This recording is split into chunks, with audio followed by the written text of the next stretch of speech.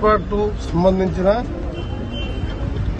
Incident జరిగినప్పుడు ఇక ముందు బెనిఫిట్ షో కొత్త రేట్లు ఇవ్వమని చెప్పి అసెంబ్లీలో నేను ముఖ్యమంత్రి గారు ప్రకటించిన మాట వాస్తవమే.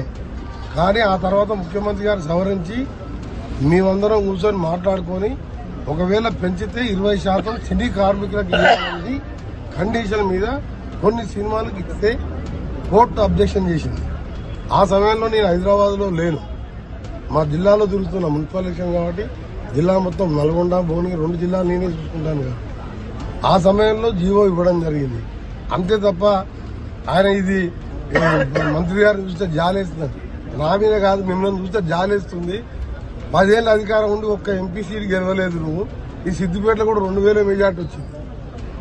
మిమ్మల్ని చూస్తే జాలేస్తున్నాయి. సర్పంచులు 20% కూడా గెలవలేదు మీరు. మా దగ్గర మా ముఖ్యమంత్రి గారు ఏ డిపార్ట్మెంట్ లో ఇంటర్ఫియర్ కాడు. ఇది ఒక జాతీయ పార్టీ కాదు.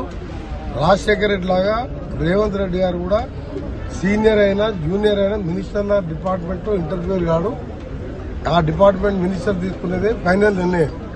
కానీ దానికి సంబంధించి ఆయన సినిమా ఇది గవర్నమెంటా, సర్కారా, సర్కస్ కంపెనీ ఇష్టం ఉన్నట్టు మాట్లాడుతున్నారు.